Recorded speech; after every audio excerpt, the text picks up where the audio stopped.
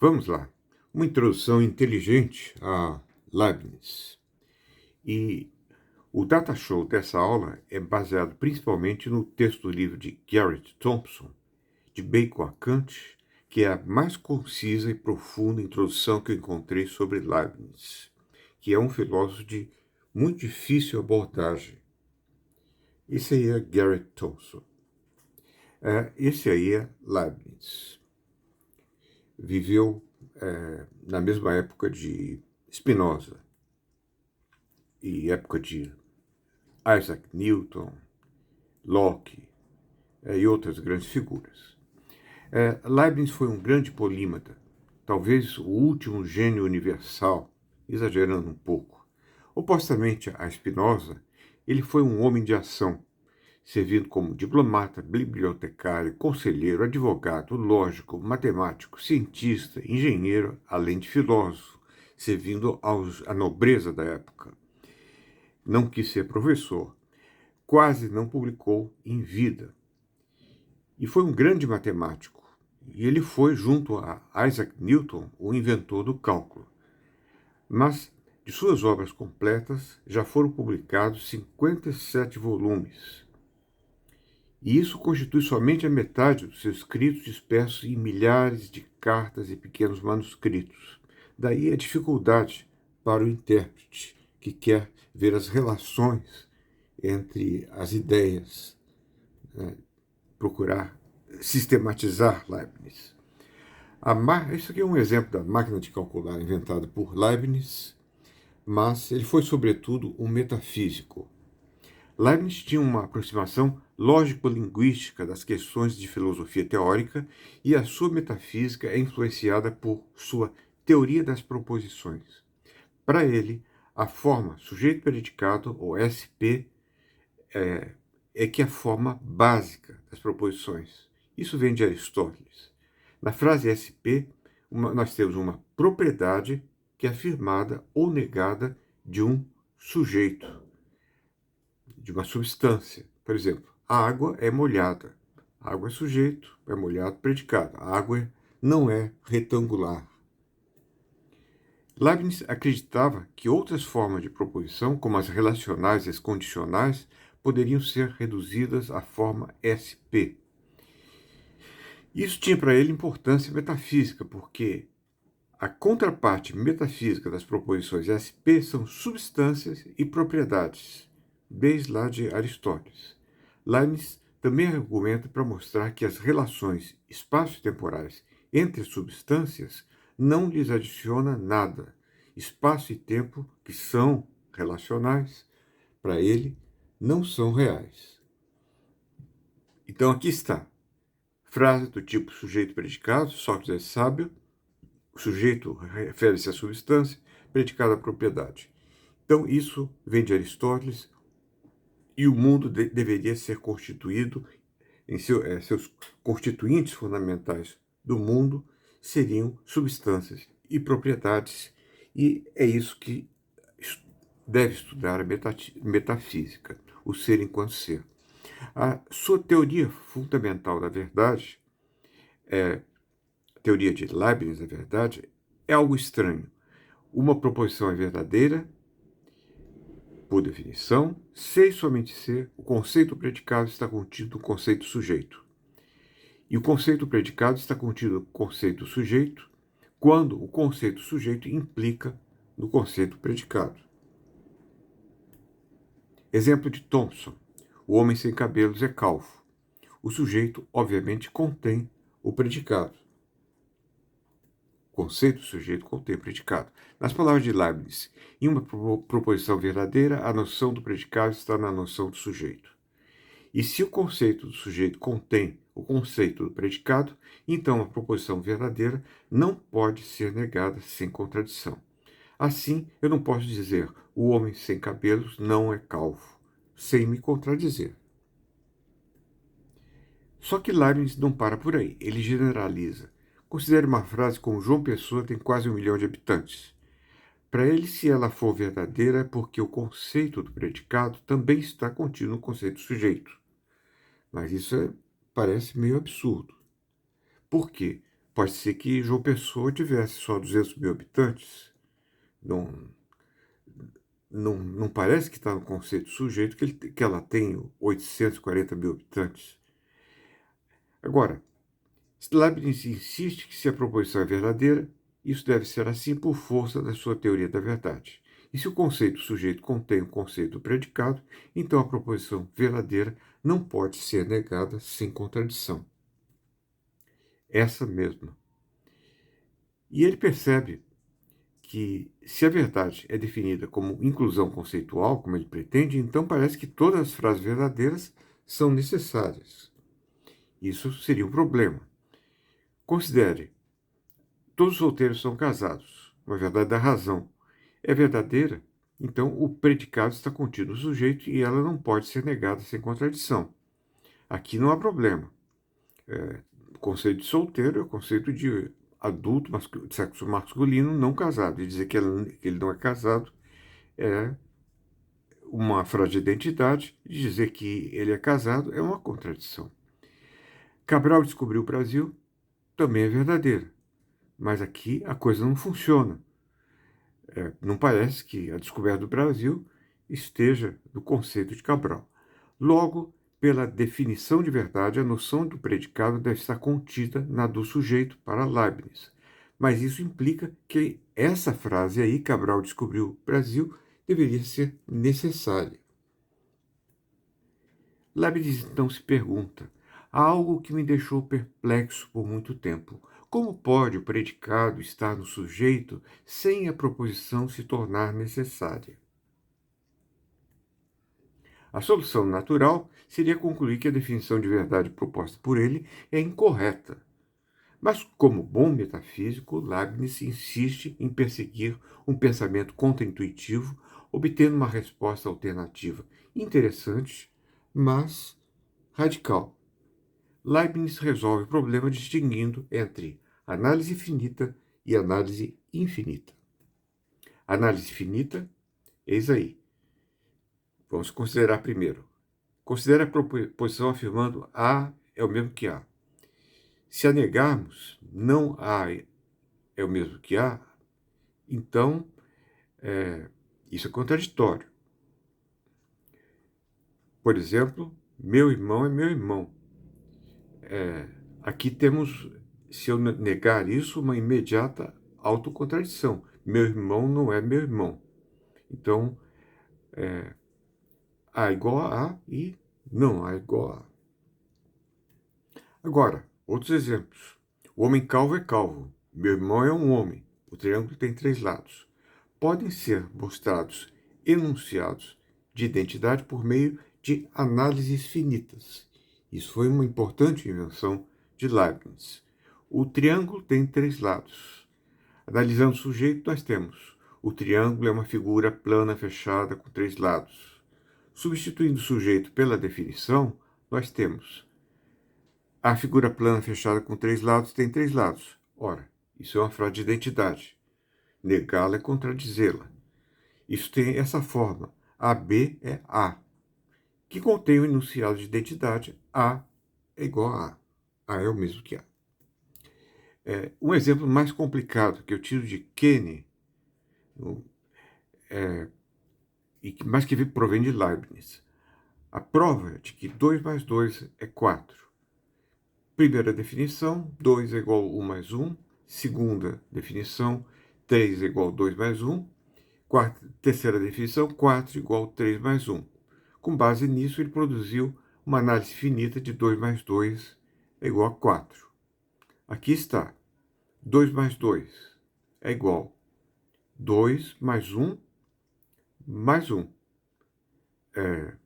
Pela definição 1. 1 mais 1 se torna 2. Agora, usando a definição 2, você pega o 2 mais 1 à direita e transforma em 3. Então, você tem 3 mais 1. Agora, pela terceira definição, você transforma o 3 mais 1 em 4. Então, você tem aí a prova de que 2 e 2 são 4. Análise infinita. Aí é que a porca torce o rabo. A maioria das proposições não parecem ser enunciados de identidade.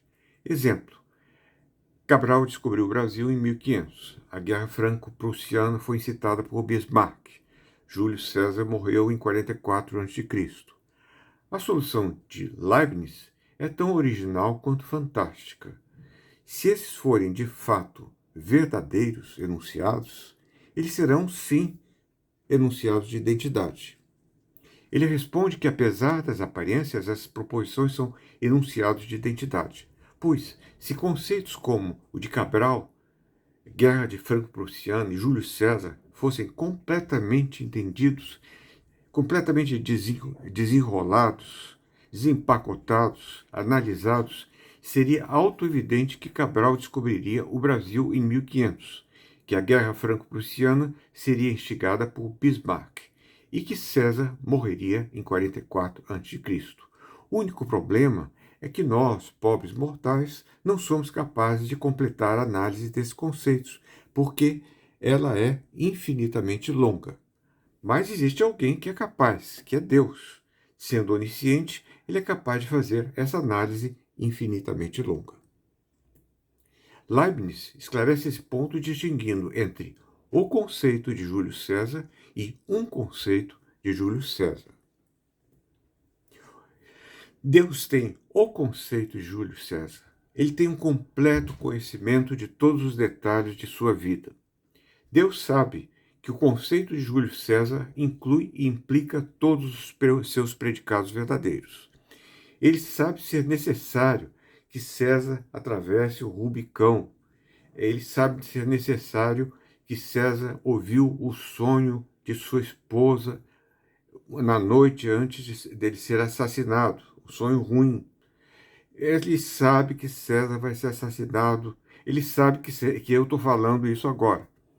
Bom, então ele analisa tudo ele desempacota infinitamente o conceito e aquilo é analítico para ele.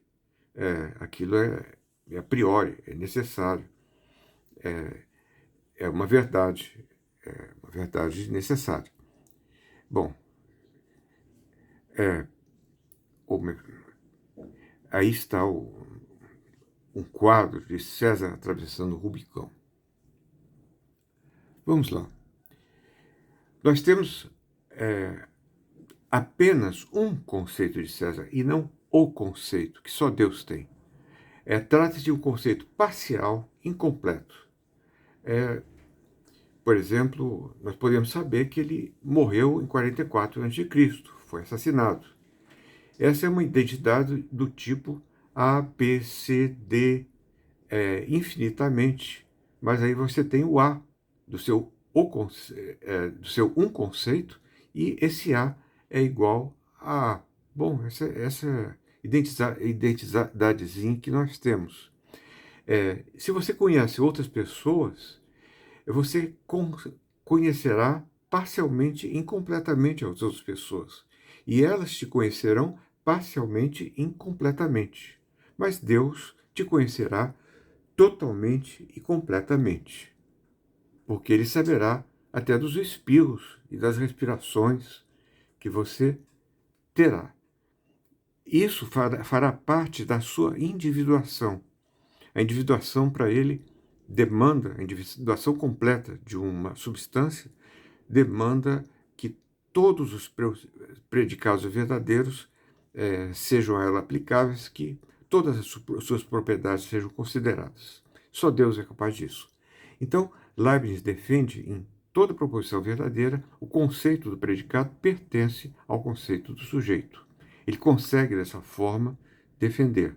Mas as proposições cuja análise é finita constituem verdades necessárias, enquanto as proposições cuja análise é infinita constituem o que chamamos de verdades contingentes. Contingentes para nós, não para Deus.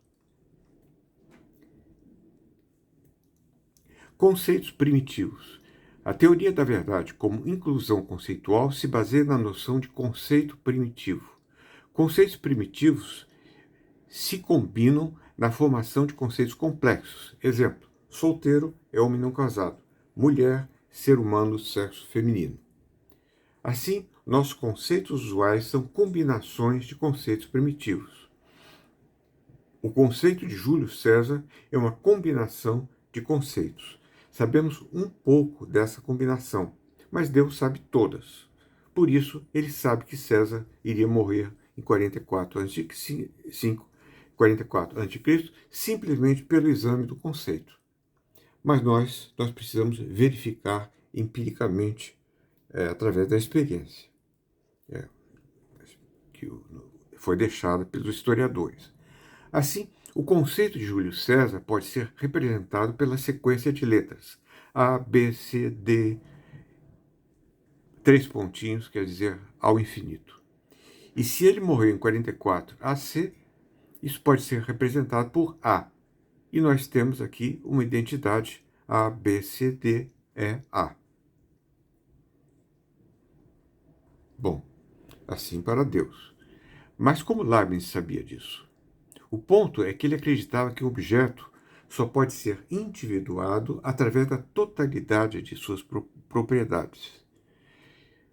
Usando o exemplo do próprio Leibniz, se Adão não tivesse comido a maçã, ele não seria o próprio Adão. Aí está Adão sendo levado a comer a maçã pela Eva e pela serpente. Serpente seduziu Eva, Eva seduziu Adão. Substância é o que é sujeito de muitos predicados, mas não pode ela mesma ser predicada de nenhum sujeito. Essa é a definição aristotélica.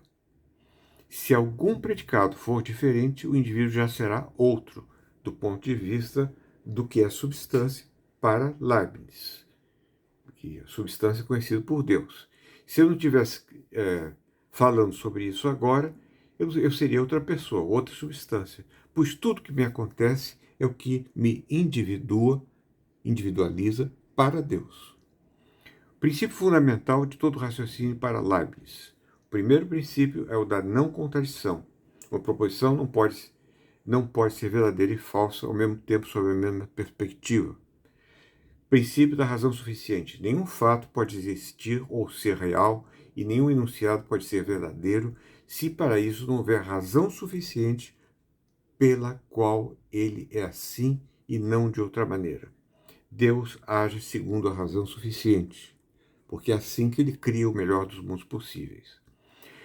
Nas seções 31 e 33 da monadologia, ele diz que deve haver uma razão suficiente para as verdades de fato contingentes, cuja análise é infinita. O princípio da razão suficiente é um corolário da sua teoria da verdade. Tem de ser assim, porque tudo o que se predica de um sujeito, se verdadeiro, precisa pertencer a ele, a esse objeto, a substância. Mas para que isso aconteça, deve haver uma razão suficiente que só é compreendida por Deus. Nada pode acontecer sem ser causado. Aqui, como causa demanda tempo, e ele acredita que tempo é um epifenômeno, aqui nós estamos falando de implicação. Verdades contingentes e existência. Se o conceito completo de qualquer substância contém a soma total de seus predicados, negar que ela contenha qualquer um desses predicados implica em contradição. Ora, isso parece implicar que todas as verdades são necessárias e nenhuma é contingente, já que a análise infinita torna necessária a verdade dita contingente por nós. Isso parece um problema, mas para Leibniz, naturalmente, não é um problema. Para Leibniz, a raiz de toda contingência é a existência, que resulta da escolha livre de Deus. A sua teoria da verdade diz que precisa o predicado, para ser verdadeiro, ser atribuído ao objeto, mas não afirma que esse objeto existe. Isso é uma diferença. Vamos ver. Para ele, bom, o exemplo esclarece. Eva é a primeira mulher. Essa é uma sentença ambígua, pois o pode ser existencial ou essencial. Se for um existencial, a proposição Eva é a primeira mulher é verdadeira, além de ser verdadeira, implica que ela realmente existiu, que foi a primeira mulher no nosso mundo, não em algum outro mundo possível não realizado. Agora, nós podemos dizer que Eva é a primeira mulher apenas num sentido ideal. Ela seria para ser a primeira mulher. E foi formada na mente de Deus para ser a primeira mulher. Esse é o sentido essencial. No sentido essencial de ela pode ser comparada com essa sentença: todos os unicórnios são animais. Pois tudo o que essas proposições essencialmente entendidas significam é que certos conceitos incluem outros conceitos sem que sua verdade dependa da existência dos indivíduos. Todos os unicórnios são animais, é verdadeiro, mas é verdadeiro pela essência e não pela existência, já que não existem unicórnios. A verdade delas, então, não depende da existência de coisas como unicórnios ou de Eva, pois se Eva for assim definida, trata-se de uma proposição de identidade na mente divina. Proposições que afirmam verdades existenciais são contingentes. Essa é a conclusão. São contingentes porque Deus poderia não ter decidido escolher que Eva fosse realizada no nosso mundo. É uma contradição negar a verdade essencial de que Eva é a primeira mulher, mas não é uma contradição negar a sua verdade existencial. Bom, a única exceção é Deus existe, pois ele é o ser absolutamente necessário e há provas de que Deus existe. Leibniz tem essas provas. Contingência e livre-arbítrio. Para Leibniz, contingente é o que existe porque depende da livre escolha de Deus. Como explicar isso? Há um número infinito de adãos conceituais na mente divina.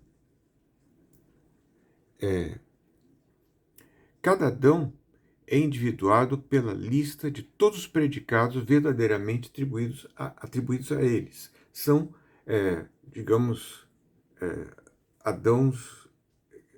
Esses predicados poderiam ser verdades essenciais se você considerar adãos imaginários. Por exemplo, o Adão que se recusou a comer maçã, o Adão que não gostava da Eva, um Adão gay ou coisa assim. Agora, Deus decidiu realizar no nosso mundo esse Adão que comeria maçã e seria condenado, etc. Mas só como ele diz, só um desses Adãos existe, pois ele é resultado da livre escolha de Deus de fazê-lo existir. Por isso que ele é contingente.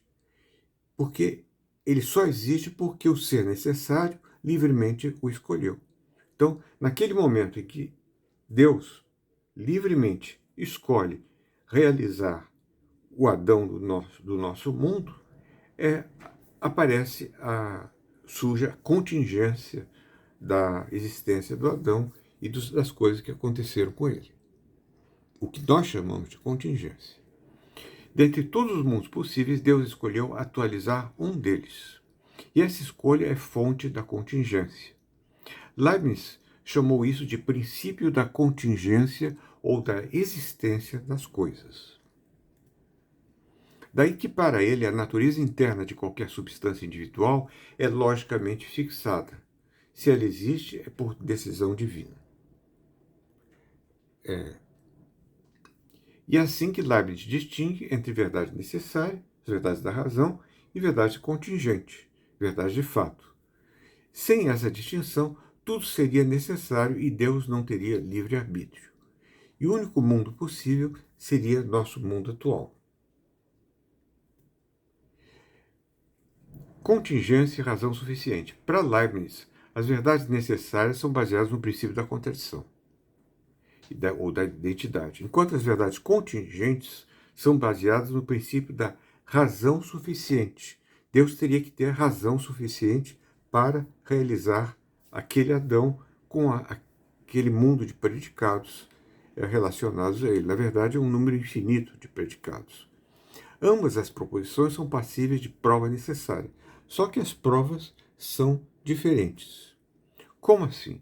Ora, as verdades necessárias não podem ser negadas sem contradição, pois proposições de identidade tipo A é o mesmo que A não podem ser negadas sem contradição.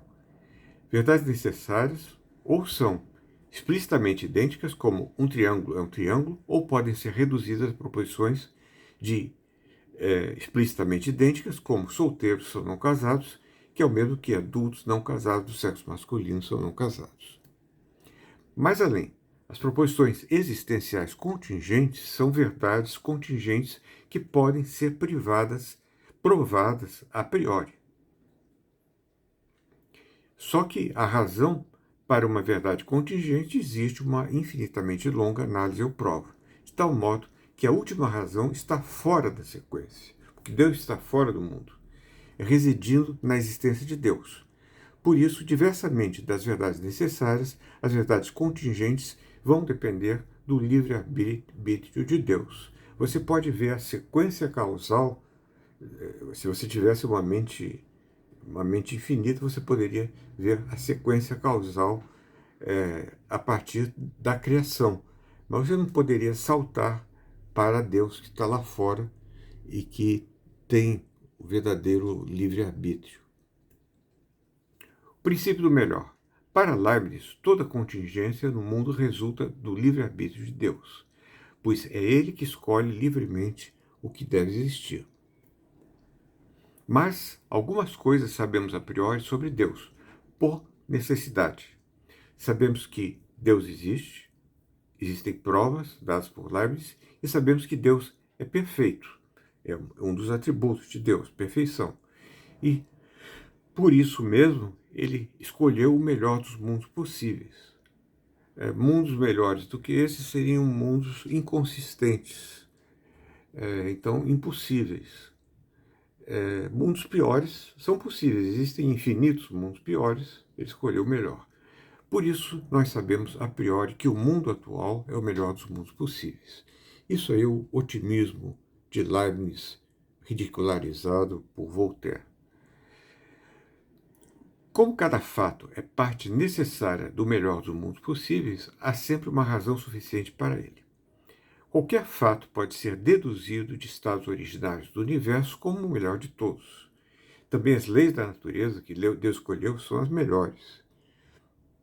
Ele realizou a maior variedade de formas com menor esforço, chamada lei do menor esforço.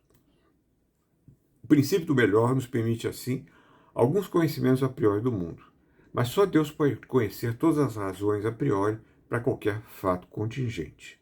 Leibniz compara o contingente com a raiz quadrada de 2, que é uma fração infinitamente continuável. E como ele inventou o cálculo, ele compara o necessário com uma integral que seria uma série de infinitos números primos. Eu não sei bem que sentido possa ter isso. Por serem provas infinitamente longas, precisamos aprender os fatos contingentes pela experiência. Vocês veem aí a integral se integralizando até um ponto máximo. Bom, há, pois, lugar para o conhecimento experiencial no racionalismo de Leibniz? Sim, certamente, porque nós não podemos conhecer as verdades de fato a não ser pela experiência. E também Spinoza, no conhecimento inadequado ou no conhecimento das causas comuns. Essa é a nossa primeira parte.